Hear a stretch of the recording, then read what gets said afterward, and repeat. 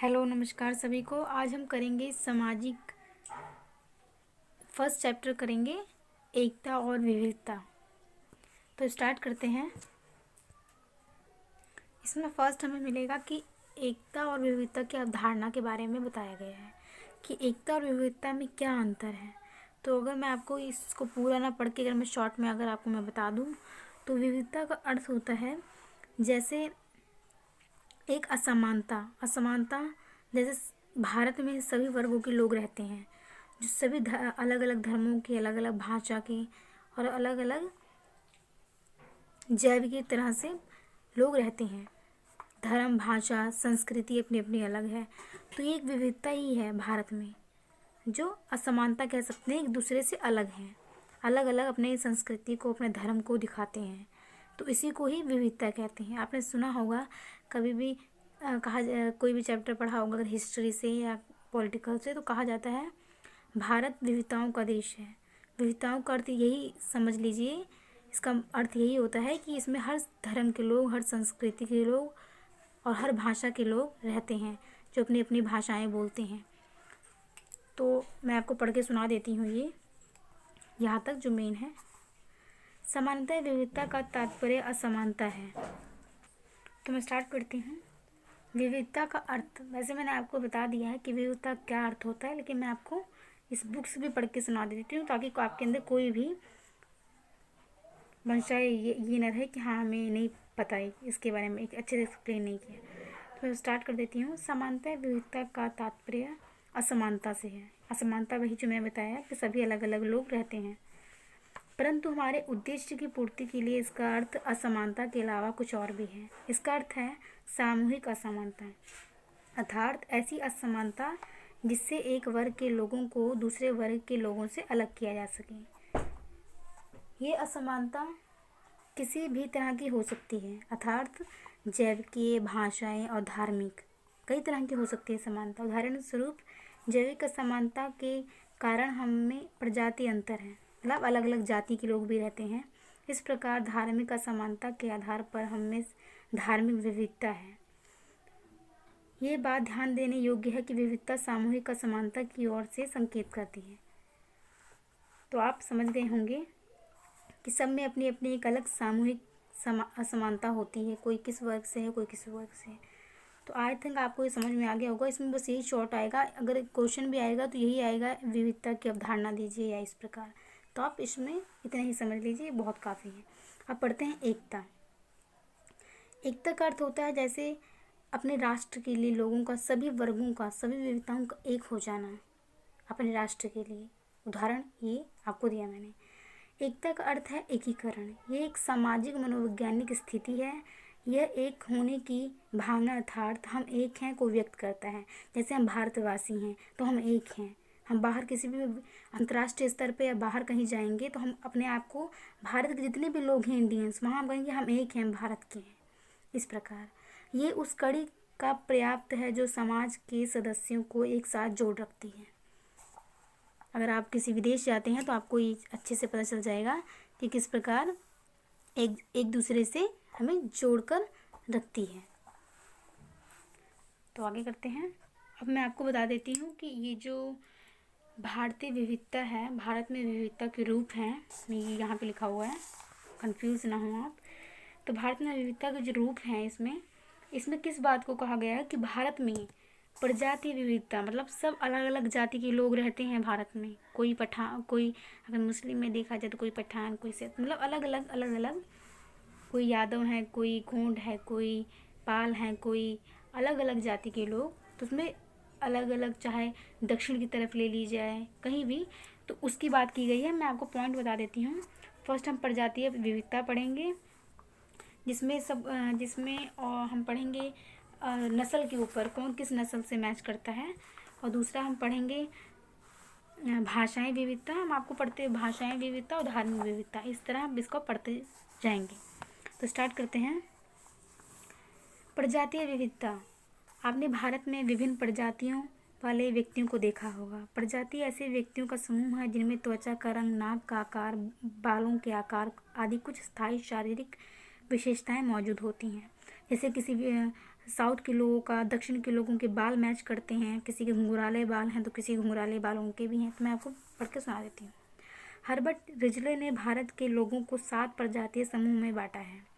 किसने? Herbert Risley ने भारत के 7 प्रजातीय समूह में बांटा। ये हैं तुर्की ईरानी फर्स्ट, सेकंड है भारतीय आर्य, शक द्रोणी, आर्य द्रोणी, मंगोल द्रोणी, मंगोलव।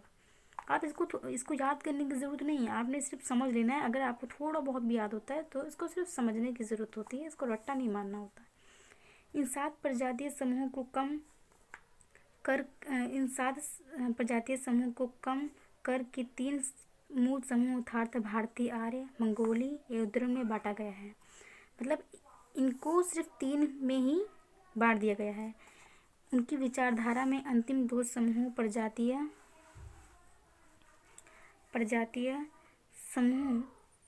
उनकी विचारधारा में अंतिम 2 समूह जनजातीय भारत की प्रजातीय संरचना में देखे जा सकते हैं। अलग अलग जो जनजातीय लोग होते हैं, अलग अलग जाति के लोग होते हैं, उनमें कहीं ना कहीं एक दूसरे के जो शारीरिक गुण या इस प्रकार जो भी गुण हैं वो मिलते हैं। हर्बर्ट रिजले ने 1891 की जनगणना की प्रक्रिया में पर्यवेक्षक थे और जनगणना से लिए गए आंकड़ों के आधार पर उन्होंने प्रजाति का वर्गीकरण किया। मतलब डिवाइड कर दिया, जो जो मैच करते थे एक दूसरे से उनको एक एक अलग अलग उसमें बांट दिया। वस्तुतः ये वर्गीकरण शारीरिक विशेषताओं पर आधारित न होकर भाषा के प्रकारों पर भी आधारित था। मतलब इस पे शारीरिक ना होकर भी भाषा प्रकारों पे आधारित था। मतलब वर्गीकरण की कमियों के कारण रिजले की काफ़ी आलोचना की गई। तो हम फर्स्ट पढ़ते हैं, मेन पढ़ लेते हैं क्योंकि राइटर्स हमें याद नहीं होते हैं। अगर आपको अब समझ लें, अगर आपको हो जाए तो नहीं, राइटर्स ज़्यादातर याद नहीं होती, चैप्टर बहुत बड़ा होता है। तो मेन पढ़ते हैं, भारत में विविधता में प्रजातीय विविधता पढ़ते हैं। निगीटो फर्स्ट पढ़ते हैं। निगीटो में कैसे लोग आते हैं? निगीटो काले रंग वाले प्रजातीय समूह के लोग होते हैं जो अफ्रीका में पाए जाते हैं। उनकी त्वचा का रंग काला, बाल घुंघराले एवं होंठ मोटे होते हैं। दक्षिण भारत में कादार, इरुला और पनियन जैसी कुछ जनजातियां पाई जाती हैं जिनमें निगूटो जैसे विशिष्ट लक्षण होते हैं। तो ये समझ लेना कि जो अफ्रीका में पाए जाते हैं लोग निगूटो, वो दक्षिण के कादार इरुला में भी उनकी जनजातियों में पाए जाते हैं, उनके लक्षण, शारीरिक लक्षण। आगे पढ़ते हैं प्रोटो ऑस्ट्रेलियाड में ये प्रजाति वह निर्जातीय समूह है। वह निर्जातीय समूह मतलब ये अलग अपनी संस्कृति, समूह, भाषा के लिए जाने जाते हैं, इनको निर्जातीय कहा जाता है। तो ये प्रजाति वह निर्जातीय समूह है जिनमें ऑस्ट्रेलिया के मूल निवासी और दक्षिण एशियाई द्वीपों के अन्य लोग शामिल हैं। इस समूह के प्रतिनिधित्व में जापान के आइनू, श्रीलंका के वेडू और मलेशिया के सकाई आते हैं। भारत में मध्य भारत की जनजाति इस प्रजातीय स्रोत की मानी जाती है। सिंहभूम बिहार के हो या विदर्भ प्रदेश की भील ऐसी ही जनजातियों के उदाहरण हैं। तो आप शॉर्ट जो आपको याद हो सके आप उसी को ज़्यादातर याद करिए जो आपके दिमाग में कहीं ना कहीं बस जाए। तो पोस्टोलोड किस तरह के लोग होते हैं, कहाँ पाए जाते हैं, कैसे कैसे एक दूसरे से मैच करते हैं। श्रीलंका के वेडू या सिंहभूमि बिहार के, तो ये प्रोटोस्टेड इसमें पाए जाते हैं ऐसी जनजातियों के। उदाहरण के लिए इसमें दिया हुआ। आगे हम पढ़ेंगे मंगोलव प्रजाति एशिया के एक मूल प्रजाति समूह है। इसमें उत्तरी और पूर्वी एशिया के लोग भी शामिल हैं। उत्तर के और पूर्व के लोग शामिल हैं। उदाहरण के लिए चीन, जापानी, बर्मी, मतलब ये सारे चीज़ें इसको याद करने की ज़रूरत नहीं है, बस थोड़ा मोटा इसका पढ़ लेना क्या क्या होता है। तो मंगोलव प्रजाति एशिया के एक मूल प्रजातीय समूह है। फर्स्ट लाइन ऐसे कर लिया आपने। इसमें उत्तरी और पूर्वी एशिया के लोग भी शामिल हैं। उदाहरण के लिए चीनी लोग शामिल हैं, जापानी लोग शामिल हैं, बर्मी, एस्किमा, प्राय सभी अमेरिका इंडियन इस प्रजाति में आते हैं। अमेरिकन भी और इंडियन भी किसमें? मंगोलव प्रजाति में। भारत में उत्तरी पूर्व क्षेत्र की जनजाति में लघु कपाल वाले मंगोलव समूह हैं। मंगोलव प्रजाति से थोड़ा ही अंतर रखने वाला दूसरा प्रजातीय समूह ब्रह्मपुत्र घाटी में पाया जाता है। तो थोड़ा ही मंगोलव प्रजाति से थोड़ा ही अंतर होता है इनमें, जो ब्रह्मपुत्र घाटी में पाए जाते हैं लोग। भारत में मंगोलव प्रजातीय संरचना का सबसे अच्छा उदाहरण मिकिर बोडा समूह की जनजाति और आगामी नागा है। आगे हम पढ़ते हैं भूमध्य सागरीय। भूमध्य सागरीय प्रजाति भारोपीय समूह की शारीरिक विशेषता से जुड़ी है, अर्थात ये सफ़ेद रंग वाली प्रजाति है। सिर्फ थोड़ा बहुत याद करना है कौन प्रजाति किससे मैच करती है, इतना ही बस मेन होता है। और हमें क्योंकि हम एग्ज़ाम के आ जाए कुछ कह नहीं सकते, तो थोड़ा बहुत उसका पता होना चाहिए, ये जानकारी होनी चाहिए कौन किससे मैच करता है। माध्यम अर्थात ये सफ़ेद रंग वाली प्रजाति होती है। माध्य में नाटाकद दुबला पतला शरीर होता है, इनका लंबा सिर होता है और सिर की अधिकतम लंबाई की तुलना में अधिकतम गहराई, मतलब ये पढ़ लेना, जिसका कपालिक नाप 75 से कम होता है, सिर की अधिकतम लंबाई की तुलना में अधिकतम गहराई से 100 गुना अनुपात में, तथा गहरा रंग इनकी शारीरिक विशेषताएं हैं। तो इनका लंबा सिर गहरा रंग होता है, इनकी शारीरिक विशेषताएं हैं भूमध्य सागर की, जो वहाँ के लोग होते हैं प्रजाति की। आगे पढ़ेंगे पश्चिम लघु कपाल। लघु कपाल छोटे, जिनके छोटे सिर होते होंगे। तो पश्चिम लघु कपाल निम्नलिखित 3 उपसमूह में विभाजित है। फर्स्ट है अल्पन्याट। गुजरात में बनिया जाति के लोगों और बंगाल में कार्यस्थ में ये उपसमूह दोनों देखने को मिलता है। गुजरात में बनिया जाति और बंगाल में कार्यस्थ, इन दोनों में देखने को मिलते हैं। इनकी शारीरिक विशेषता में चौड़ा सिर होता है, मध्यम कद होता है, हल्के रंग की त्वचा का प्रमुख होती है अल्पन्याड में।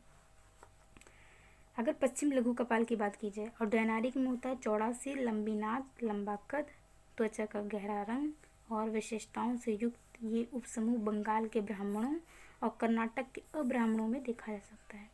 किनमें? बंगाल के ब्राह्मणों और कर्नाटक के ब्राह्मणों में। आगे पढ़ेंगे आर्मेनियाई तुल। इनकी शारीरिक विशेषता डैनारिक के समान ही है, मतलब इनके समान ही है। इनके सिर का पिछला भाग ज़्यादा ही चिह्नित और नाक उभरी हुई पतली होती है। बम्बई की पारसी उप प्रजाति में ये विशिष्ट लक्षण देखा जा सकता है। मतलब इसमें ये कह सकते हैं कि इसमें भारत के ही लोगों की बात कर रखी है, कौन किससे कहाँ से मैच करते हैं शारीरिक गुण में।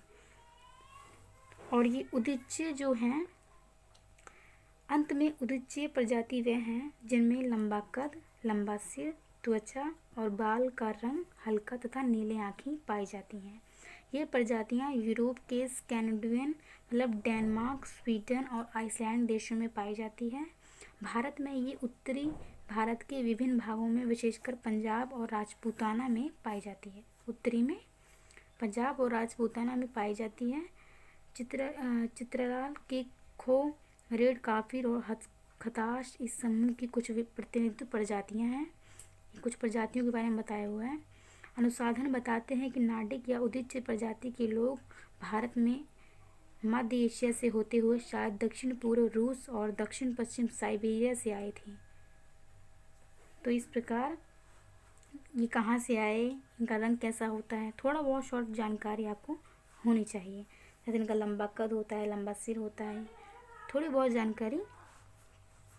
आगे पढ़ते हैं भाषाएं विविधता। हमने अब जो हमने भी पढ़ा है वो पढ़ा हमने प्रजाति विविधता जो मैच करती हैं। अगर आ जाए भारत में विविधताओं के रूप क्या हैं, तो आप लिख सकते हैं प्रजाति विविधताओं में यही सब जो मैंने अभी आपको पढ़ के सुनाया, यही आप लिखेंगे। आप पढ़ते हैं भाषाई विविधता। क्या आपको मालूम है कि भारत में कितनी भाषाएं बोली जाती हैं? जी.एन. ग्रेसन ने इस तथ्य को पता लगाया कि भारत में 179 भाषाएं और 544 बोलियां बोली जाती हैं। दूसरी ओर 1971 की जनगणना में 1652 भाषाएं रिपोर्ट की गईं जो मातावंश के रूप में बोली जाती हैं। कितनी? 1652। ये इसकी जनगणना की गई तो इसमें मातावंश की बोली जाती थी। आपको इस व्यापक भाषाई विविधता को देखकर आश्चर्य हुआ होगा। ये सभी भाषाएं समान रूप से भारत के सब जगहों पर नहीं बोली जाती। इनमें से कुछ जनजातीय भाषाएं कुल जनसंख्या के 1% से भी कम लोगों द्वारा बोली जाती हैं। मतलब संख्या के आधार पर कहा जा सकता है कि जो संख्या ज़्यादा मात्रा में होती है वहाँ ज़्यादा भाषाएं, उन लोगों की ज़्यादा भाषाएं होती होंगी, और जो कम होती होंगी उनकी भाषाएं वो एक लिमिट में होता होगा। स्पष्ट है कि भारत में कितनी अधिक भाषाएं विविधता है। भारतीय संविधान की 8वीं सूची में 18 भाषाएं दी गई हैं। ये है असमिया, बंगाली, गुजराती, हिंदी, कन्नड़, कश्मीरी, कोंकणी, मलयालम, मणिपुरी, मराठी, नेपाली, उड़िया, उड़िया मतलब उड़ीसा, पंजाबी, संस्कृत, हिंदी, तमिल, तेलुगु तथा उर्दू 18 भाषाएं हैं जो भारतीय संविधान की 8वीं सूची में दी गई है। 1991 की जनगणना रिपोर्ट के अनुसार, ये रिपोर्ट्स दी गई हैं, इसको याद करना इतना मतलब नहीं याद हो पाएगा, तो इसको सिर्फ नॉलेज रखना है कि आपको जो भी आपको इसमें समझ में आए वो इम्पॉर्टेंट है, जो भी आपको समझ में आ रहा है। 1991 जनगणना रिपोर्ट के अनुसार इनमें से हिंदी कुल जनसंख्या के 39.85% लोगों द्वारा बोली जाती है। बांग्ला, तेलुगु और मराठी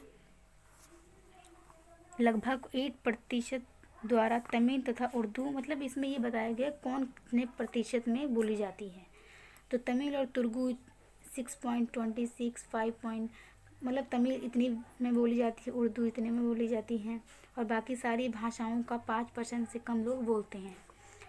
स्पष्ट है कि हिंदी भाषा भाषियों की संख्या में वृद्धि हुई है, मतलब हिंदी बोलने वाले लोगों की संख्या ज़्यादा है। तुलना करने के लिए आइए 1971 के आंकड़ों पर एक नज़र डालें।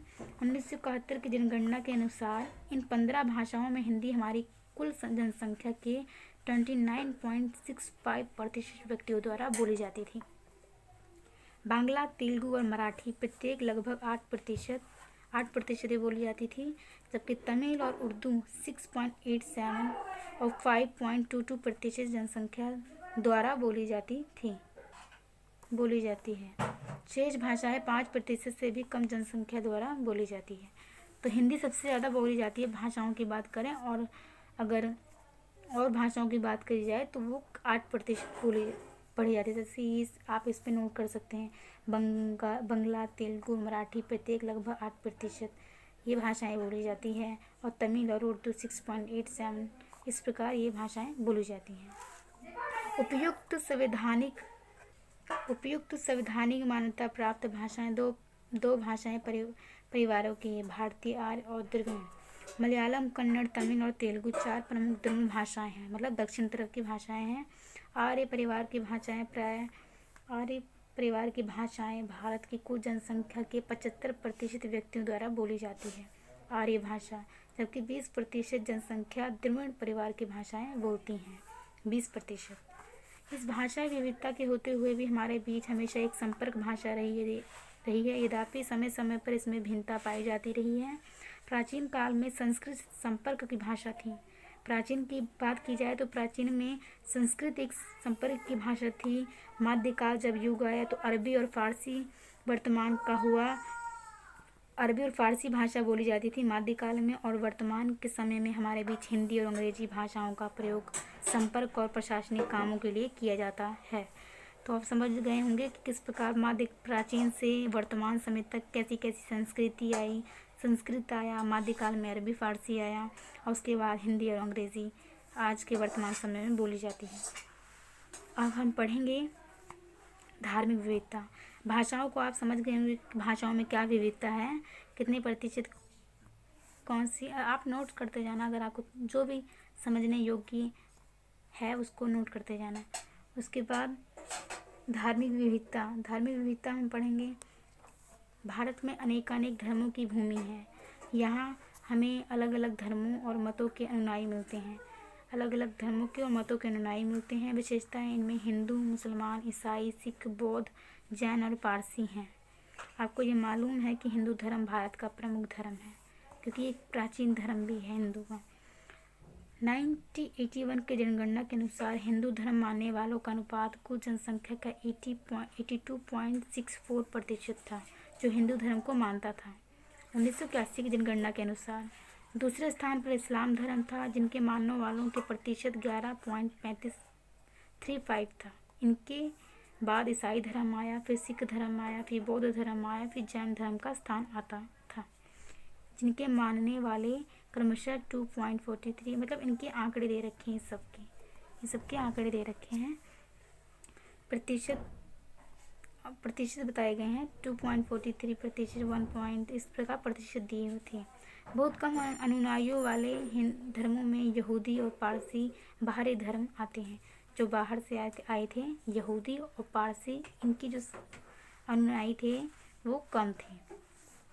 आगे बढ़ते हैं। 1991 के वर्ष में आते आते हिंदू धर्म के मानने वालों की संख्या में थोड़ी गिरावट या थोड़ी कमी आएगी।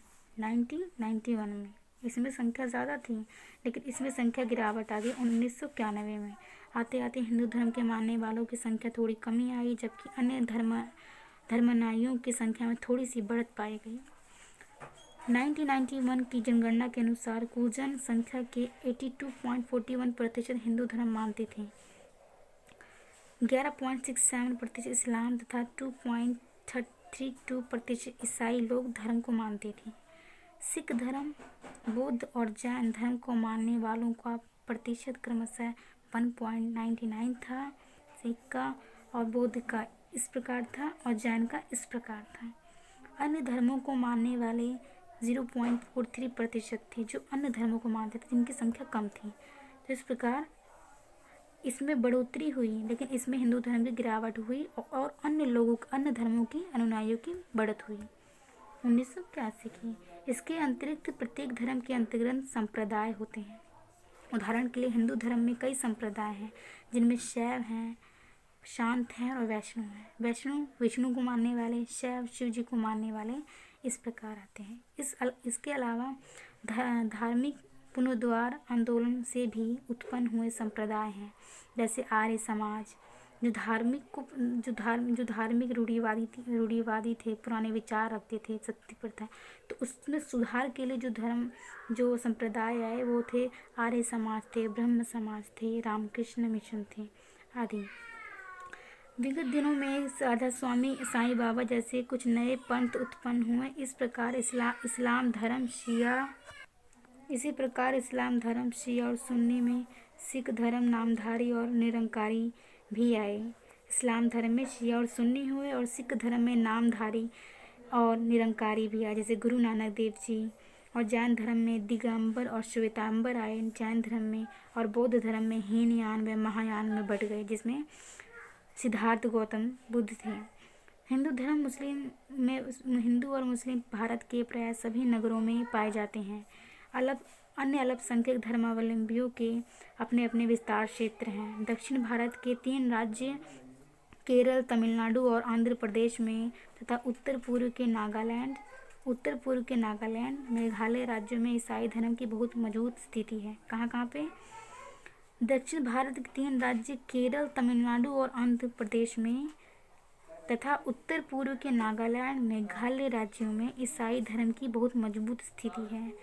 सिख मुख्यतः पंजाब में, बौद्ध महाराष्ट्र में और जैन उत्तर प्रदेश में, मध्य प्रदेश, महाराष्ट्र व गुजरात में ही नहीं बल्कि पूरे देश के अधिकांश शहरी केंद्रों में पाए जाते हैं। तो हमने पढ़ा कैसे किस प्रकार धार्मिक विविधता किस प्रकार कैसे अलग अलग धर्मों के अलग अलग संप्रदाय किस प्रकार उमड़े, इनकी क्या संख्या कितने प्रतिशत पे थी। तो हम यहाँ तक हमने धार्मिक विविधता पढ़ा। आगे हम पढ़ेंगे जाति के क्वेश्चंस दिए गए हैं ऊपर, अगर आप सॉल्व करना हो आप सॉल्व कर लेना। और यहाँ पढ़ते हैं जातिगत विविधता। तो जातिगत विविधता में मैं आपको शॉर्ट में यहाँ लिखा हुआ है मैंने, चलो मैं आपको पढ़ के सुना देती हूँ। जातिगत विविधता। भारत जातियों का देश है। इसमें हर वर्ग के हर जाति के लोग पाए जाते हैं। जाति शब्द प्रयोग सामान्यतः 2 अर्थों में किया जाता है, कभी कभी वर्ण के अर्थ में तथा कभी जाति के अर्थ में, कभी वर्ण के अर्थ में कभी जाति के अर्थ में। वर्ण से कार्य विभाजन के वर्गीकरण के आधार पर भारतीय हिंदू समाज के 4 भागों में विभाजन का पता चलता है। ये 4 वर्ण हैं: ब्राह्मण, क्षत्रिय, वैश्य और शूद्र। ब्राह्मण, क्षत्रिय, वैश्य और शूद्र जिनके क्रमशः इनका ज्ञान शिक्षण इनका कार्य होता है। और क्षत्रिय जो इनका काम मतलब युद्ध पे जाना इस प्रकार होता है, रक्षा करना इस प्रकार होता है। और वैश्य का काम होता है व्यापार करना होता है। और शूद्र का काम होता है इन तीनों का सेवा करना। तो इस प्रकार इसमें कह सकते हैं दासोचित सेवा जैसे इनमें होता है। तो ये सारे इनके अपने अपने ब्राह्मण क्षत्रिय इनके सबके अपने अपने कार्य बांट दिए गए हैं। वर्ण का समाप्त संगठन संपूर्ण भारत में मान्य है। मतलब सब अपने अपने इनके अलग अलग कार्य हैं और उसी के अनुसार सब अपने अपने कार्य करते हैं। परंपरागत रूप में जाति एक वंशानुगत अंतर्विवाहिक परिस्थिति का समूह है जिसका एक विशिष्ट पारंपरिक पेशा होता है। ये अपने अपने कार्यों में लगे होते हैं। आपको ये जानकर आश्चर्य होगा कि भारत में 3,000 से भी अधिक जातियां हैं। पदक्रम की दृष्टि से इन्हें अलग अलग क्षेत्रों में अलग अलग ढंग से निर्धारित किया जाता है। ये भी ध्यान देने योग्य है कि जाति व्यवस्था का प्रचलन केवल हिंदू तक ही सीमित नहीं है कि मतलब इस केवल हिंदुओं में नहीं पाया जाता जाति व्यवस्थाएं। ये जातिगत विचारों की मान्यताएं मुस्लिम, ईसाई, सिख जैसे अन्य समुदायों में भी पाई जाती हैं। आपने मुस्लिम में शेख, सैयद, मुगल, पठान की क्रमबद्धता के बारे में सुना होगा।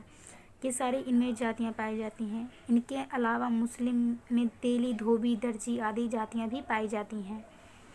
इस प्रकार भारत में ईसाइयों के बीच भी जातिगत चेतनता कोई नई बात नहीं समझी जाती। चूँकि भारत में एक बड़ी संख्या में हिंदू धर्म से धर्म परिवर्तन करके लोग ईसाई बने हैं।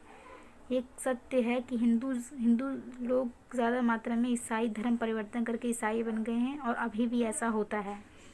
अंततः इन ईसाइयों ने अपने बीच जाति व्यवस्था की भावना को किसी सीमा तक बनाए रखा। सिखों में भी अनेक जातियां हैं जिनमें जाट सिख, मजहबी सिख उपजातियां शामिल हैं। इस तथ्य को देखते हुए आप स्वयं देखेंगे भारत में जातिगत विविधता किस सीमा तक मौजूद है। तो आप समझ गए होंगे किस प्रकार हर जाति की, हर धर्म के में अपनी अपनी जातियाँ बटी हुई हैं। ज़रूरी नहीं कि धर्म में ही, हिंदू धर्म में ही है, मुस्लिम में भी है, ईसाई में भी है, सब में अपनी अपनी जाति विविधताएँ हैं, छोटी बड़ी सब हैं।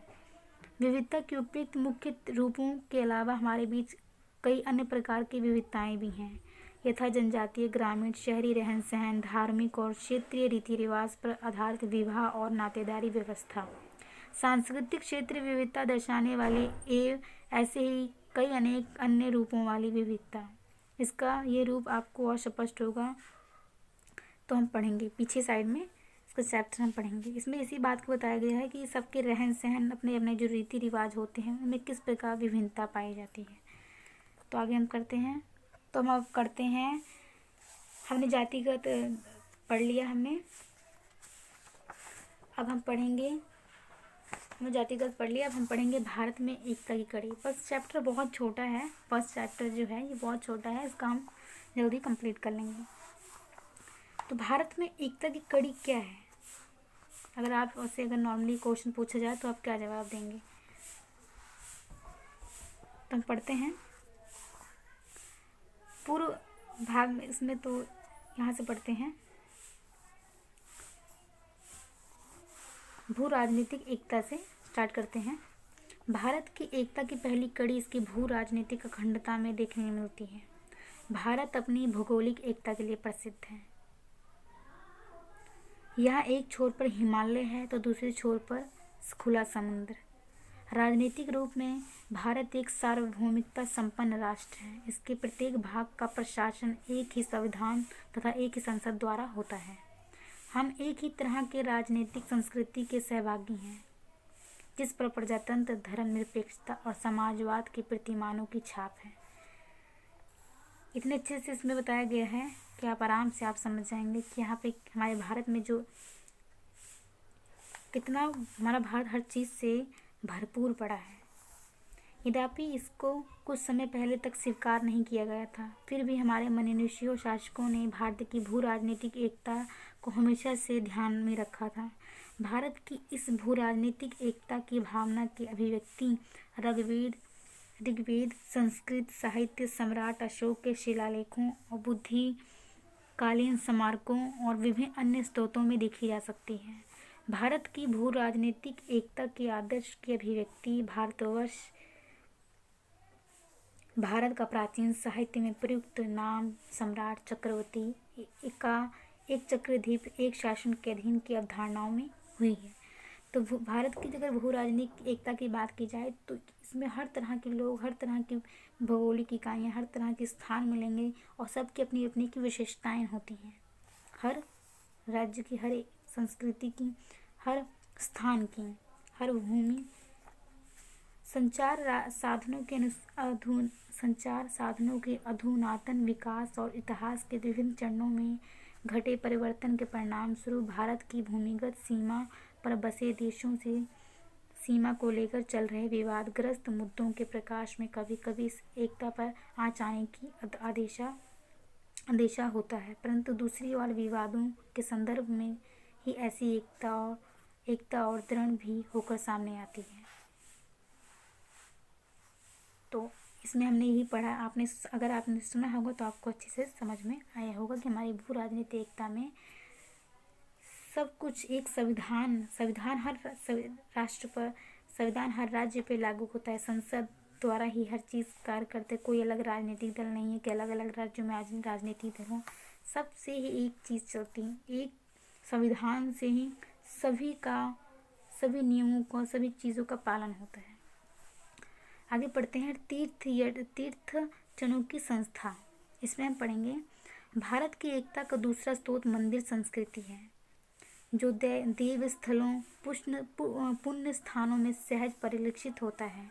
देश के उत्तर में केदारनाथ बद्रीनाथ से लेकर दक्षिण में रामेश्वरम, पूर्व में जगन्नाथपुरी से लेकर पश्चिम में द्वारका तक धार्मिक देवस्थल और पवित्र नदियाँ फैली हुई हैं। कहाँ पे? देश के उत्तर में केदारनाथ बद्रीनाथ, दक्षिण में रामेश्वरम और पूर्व में जगन्नाथ और पश्चिम में द्वारिका, ये सारे ही देव स्थल हैं हमारे हिंदू धर्म के। इनके साथ ही घनिष्ठता से जुड़ी हुई सदियों पुरानी तीर्थ स्थल संस्कृति है, जहाँ लोग तीर्थ करने जाते हैं। हमारे हिंदू धर्म में तीर्थ एक बहुत ही महत्वपूर्ण है। तीर्थ करने लोग जाते हैं अपने परिवार, अपने सगे संबंधियों के साथ, जिसने लोगों को देश के इनके साथ घनिष्ठता से जुड़ी हुई सदियों पुरानी तीर्थ संस्कृति है, जिसने लोगों को देश के विभिन्न भागों में जाने के लिए हमेशा आकर्षित किया है और उनके भू सांस्कृतिक एकता की भावना का विकास किया है। धार्मिक एकता की अभिव्यक्ति के साथ साथ तीर्थटन मातृभूमि के प्रति देश प्रेम की अभिव्यक्ति का भी स्रोत रहा है तथा एक तरह से देश की पूजा ही है। इसने देश के अलग अलग भागों में रहने वाले व्यक्तियों के बीच अंतक्रिया और सांस्कृतिक बंधुता, मतलब सांस्कृतिक तौर पे भाईचारा, प्रेम भाव की भावना का विकास करने में महत्वपूर्ण भूमिका निभाई है। क्योंकि अगर एक इंसान किसी अन्य स्थानों पर जाएगा और लोगों से मिलेगा तो प्रेम भाईचारा तो बढ़ेगा ही, तो इसमें इस बात की बात की गई है। इसलिए तीर्थटनों की सचमुच भारत की भू राजनीतिक सांस्कृतिक एकता बनाए रखने के एक साधन के रूप में देखा जा सकता है। संचार साधनों के विकास के फलस्वरूप भारत में पर्यटन का विकास हुआ है। धीरे धीरे गाड़ी, मोबाइल, परिवहन, इनका विकास जिस प्रकार हुआ, इस प्रकार लोगों की पहले भी होता था, लोग बैलगाड़ियों पे जाते थे तीर्थ यात्रा करने, लेकिन अब थोड़ा सस्ता साधन हो गया है जिसमें परिवार के सभी सदस्य आराम से जा सकते हैं परिवहन के द्वारा। फलस्वरूप भारत में पर्यटन का विकास हुआ और इसने तीर्थ स्थलों को मजबूत बनाया। भू सांस्कृतिक एकता को इस विकास से और भी बल मिला। ठीक है, तो आपको समझ में आया होगा, आई होप आप समझ रहे होंगे, क्योंकि मैं धीरे धीरे मैं आपको समझा रही हूँ। आगे बढ़ते हैं। समायोजन की परंपरा। क्या आपने भारतीय संस्कृति के श्रेष्ठतम गुण अर्थात इसके समायोजन और सहनशीलता जैसे विशिष्ट गुणों के बारे में सुना है? हमारे भारतीय जो संस्कृति है इनके बारे में बताया गया है। इसमें काफ़ी उदाहरण मौजूद हैं। इसका पहला उदाहरण है भारत में बहुसंख्यक द्वारा अपनाए गए हिंदू धर्म के लचीलेपन की विशेषता। एक चीज़ मुझे बहुत पसंद आई इसमें, समायोजन का अर्थ यही हुआ कि कौन किसमें बंदिशें नहीं हैं, कौन हर किसी को अपने में समा लेता है। तो भारत में बहुसंख्यक द्वारा अपनाए गए हिंदू धर्म के लचीलेपन की विशेषता, ये किसी को प्रेरित नहीं करता कि आप हमारे धर्म में आओ ही आओ। हर इंसान की अपनी अभिव्यक्ति होती है कि वो उसमें आए या छोड़ कर चला जाए, कोई दबाव नहीं होता हिंदू धर्म में। ये सभी जानते हैं कि हिंदू धर्म समरूप धर्म नहीं है। ये ऐसा धर्म भी नहीं है जिसका एक ही देवता या एक ही धर्म ग्रंथ या एक ही देवालय हो, क्योंकि इसमें बहुत सारे हमारे परमात्मा हैं, देवी देवताएं हैं। निस्संदेह इसे कई विश्वासों के एक संघ के रूप में माना जाता है। अपने बहुदेवीवादी विशेषता के कारण, मतलब परमात्मा बहुत सारे देवी विशेषताओं के कारण इसने ग्राम स्तर के देवी देवताओं और जनजातीय विशेषताओं को भी अपने में स्थान दिया है। यही कारण है कि समाजशास्त्रियों ने मोटे तौर पर हिंदू धर्म के दो रूप बताए। एक रूप है सुसंस्कृत और दूसरा है लोकप्रिय। धर्म का सुसंस्कृत रूप वह है जो धार्मिक ग्रंथों में, वेद आदि में मिलता है। सुसंस्कृत धर्म वह है जो धार्मिक ग्रंथों में, वेद आदि में मिलता है। और लोकप्रिय रूप वह है जो बहुसंख्यक जनता की वास्तविक जिंदगी में देखने को मिलता है। रॉबर्ट रेडफील्ड ने इनके दोनों रूपों की क्रमशः बहुत परंपरा और लघु परंपरा कहा है। बहु परंपरा और लघु परंपरा कहा है। किसने? एक अंग्रेज ने। उन्होंने ऐसे बहु परंपरा और लघु परंपरा कहा। एक तरफ हमारे बीच रामायण महाभारत की बहुत परंपरा मौजूद है और दूसरी तरफ हमारे ग्रामीण देवता की पूजा की लघु परंपरा भी है। ठीक है। और ये सभी परंपराएं हिंदू धर्म का ही अंश मानी जाती हैं कि एक गांव में कुल देवता की पूजा करना इस प्रकार होता है, प्रकृति की पूजा करना, और संस्कृत में वेद की पूजा करना, वेद पढ़ने, उसमें महाभारत रामायण की बात आ जाती है। इससे यही पता चलता है कि हिंदू धर्म एक उदारता चित धर्म है जो एक ग्रहणशील और आत्मसात करने वाला धर्म रहा है। ये अपनी उदारता और संयोजन के गुण के लिए प्रसिद्ध रहा है। उदारता और संयोजन के लिए। दूसरा प्रमाण हिंदू धर्म के धर्म परिवर्तन के प्रति अनासिकता में दिखाई देता है। मूलतः हिंदू धर्म परिवर्तन कराने वाला धर्म नहीं रहा है, अर्थात ये धर्म परिवर्तन करने वालों को हिंदू धर्म में शामिल होने के लिए नहीं बुलाता, ना ही सामान्यतः अन्य धर्मों का विरोध करता है जो इसके अनुयायियों को धर्म परिवर्तन के लिए प्रेरित करता है। मतलब जो इनके धर्म के लोगों को अपने में मिला लेते हैं, जैसे ईसाई लोग मिला लेते हैं, तो इनका विरोध भी नहीं करते हिंदू धर्म कि आपने क्यों हमारे अनुयायियों को अपने धर्म में मिला लिए। ये विरोध भी नहीं करते हैं, ये इंसान की इच्छा पर ही छोड़ देते हैं। हिंदू धर्म की विशेषता है। संयोजन और सहनशीलता के इसी गुण के कारण भारत में अनेक मतों का सह अस्तित्व संभव हो सका है। हमारा मानना है कि 20वीं सदी के अंतिम दशकों में उभरी हिंदुत्व की धारा केवल राजनीतिक उठापटक का परिणाम है तथा भारतीय समाज में पाई जाने वाली संयोजन की परंपरा को इससे आघात पहुंचने की संभावना कम है। अलग अलग धर्मों और मतों को मानने वालों के सह अस्तित्व की क्रियाविधि भारत में सदियों से विद्यमान रही है। उदाहरण के लिए हिंदू मुस्लिम एकता को ही ले लें। हिंदू और मुसलमान हमेशा ही एक दूसरे के उत्सवों, त्योहारों, दावतों और धार्मिक उत्सवों में हिस्सा लेते रहे हैं। ऐसा उन्होंने एक दूसरे के लिए अलग चूल्हा और उपयोग के बर्तनों की अलग व्यवस्था करके पाया है, जिससे एक दूसरे की धार्मिक अनुभूतियों और अभिव्यक्तियों का आदर किया जा सके। इससे एक दूसरे के सुख दुख में शामिल होना और सहभागी होना सहज हो गया है। उन्होंने एक दूसरे के संतों और धार्मिक पुरुषों को आदर भाव देकर भी ऐसा किया है। इस तरह हिंदू और मुस्लिम दोनों ही एक दूसरे के संतों और पीरों के आदर देते रहे हैं। ये वह भावना है जो सिख, जैन, ईसाई आदि अन्य धर्मों के साथ भी सह अस्तित्व बनाए रखने में मदद करती है। सभी के धर्मों का सम्मान करना ही उस धर्म की विशेषताएं होती हैं।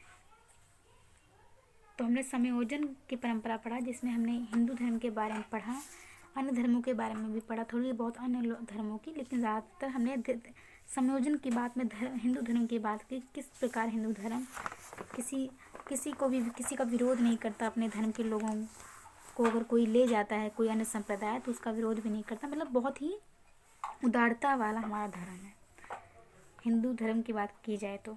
सांप्रदायिकतावाद के विषैले तत्वों ने इसे प्रदूषित भले ही किया हो, परंतु दूसरी ओर धर्मनिरपेक्षतावाद के समर्थकों ने गहरा विरोध जताकर संयोजन को बढ़ावा दिया है।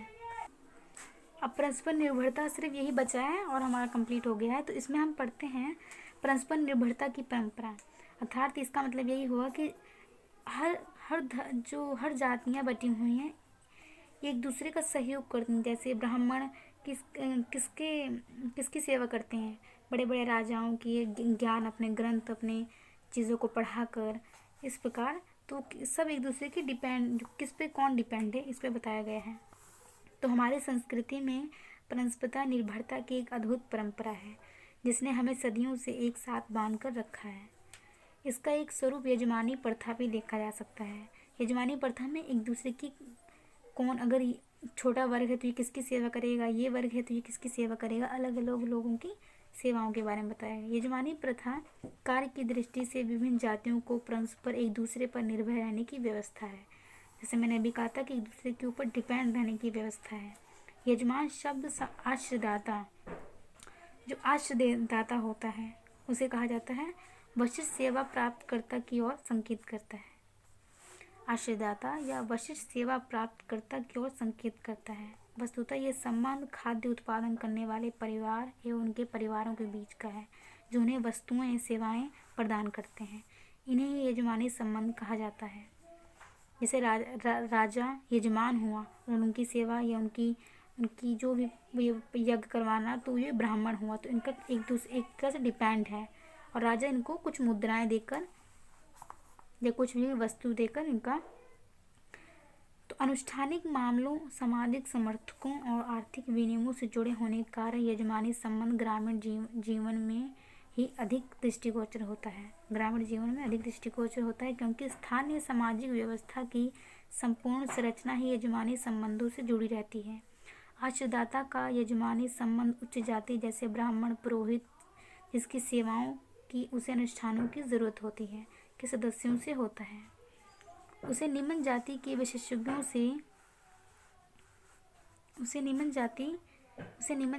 विशेषज्ञों से भी कपड़े धुलाने, बाल काटने, कमरे और टॉयलेट साफ कराने, बच्चे का जन्म दिलाने आदि में उनकी सेवाओं की ज़रूरत होती है। जो छोटे छोटे लोग छोटे छोटे काम करते हैं। इस प्रकार जो आश्रयदाता या जो बड़े वर्ग के लोग होते हैं, इनकी सेवाएं लेते हैं। जो भी व्यक्ति अंत आश्रित संबंधों से बंधे होते हैं, वह एक दूसरे की मदद के लिए हमेशा तत्पर रहने के गुण से युक्त होते हैं। ऐसा प्रायः निकट के संबंधियों में ही पाए जाने की आशा की जाती है, परंतु यजमानी प्रथा के कारण गैर संबंधियों में भी ऐसे संबंध विद्यमान रहते हैं। यजमानी संबंधों में प्रायः विभिन्न प्रकार के भुगतान का और आभार तथा विविध प्रकार शामिल होते हैं। इसमें ये कहा जा सकता है कि अगर मैं आपको राजाओं या ब्राह्मण की बात करूँ, तो छोटे वर्ग की बात करूँ, तो कपड़े धुलाना ये सारे काम छोटे वर्ग ही करते हैं। तो और इनको कुछ न कुछ भुगतान के रूप में मिल जाता है, चाहे पैसों की बात की जाए या वस्तु की, किसी भी चीज़ की बात की जाए। तो ग्रामीण सामाजिक संरचना की अगली इकाई में हमने यजमानी प्रथा की चर्चा की। यहाँ केवल इतना कहना पर्याप्त होगा, कोई भी जाति स्वावलंबी नहीं होती। यदि तरह तरह की चीज़ों की ज़रूरत हो तो उसके लिए एक जाति दूसरी जाति पर आश्रित होती है। एक अर्थ में प्रत्येक जाति एक प्राकृतिक समूह है जो दूसरी जाति के समूह को एक विशिष्ट सेवा प्रदान करती है। यजमानी प्रथा वह क्रियाविधि है। आप इसको पढ़ सकते हैं इतने पॉइंट में ही, अगर आप एक लाइन में समझ जाएंगे। यजमानी प्रथा वह क्रियाविधि है जिसने प्राकृतिक अंतर्निर्भरता को औपचारिक एवं नियमित बना दिया है। ठीक है, इसमें यही बात है कि वह क्रियाविधि है, वो जो कार्य प्रणाली है या वो क्रियाविधि है जिसके कार्य को अंतर्निर्भरता बना दिया, एक दूसरे के ऊपर डिपेंड्स बना दिया है औपचारिक तौर पर। मतलब इन्हें कुछ लेन देन भी इनमें होता है और काम के बदले काम। इसके अलावा जातियों, धार्मिक समुदायों की सीमा के परे भी पाई जाती हैं, मतलब गांव के बाहर भी सेवा देना, ये सारी बात भी। इसके अलावा जातियों, धार्मिक समुदायों की सीमा के परे भी पाई जाती है। हमने पहले चर्चा की कि भारत के सभी धार्मिक समुदायों में जातिगत विचार विद्यमान है। अंतर्व्यवहारिक स्तर पर यजमानी संस्था विभिन्न धार्मिक समूहों के व्यक्तियों के बीच भी अंतर संबंध स्थापित करती है। इस तरह जिस प्रकार एक हिंदू कपड़ों की धुलाई के लिए एक मुसलमान धोबी पर आश्रित हो सकता है, उसी प्रकार एक मुस्लिम अपने कपड़ों की सिलाई के लिए एक हिंदू दर्जी पर भी निर्भर हो सकता है। तो आप ये समझ गए होंगे किस प्रकार एक दूसरे के ऊपर डिपेंडेंटता बनी रहती है। बस हमारा ये यहाँ से हमारा चैप्टर ख़त्म हो चुका है, बस थोड़ा सा रह गया है।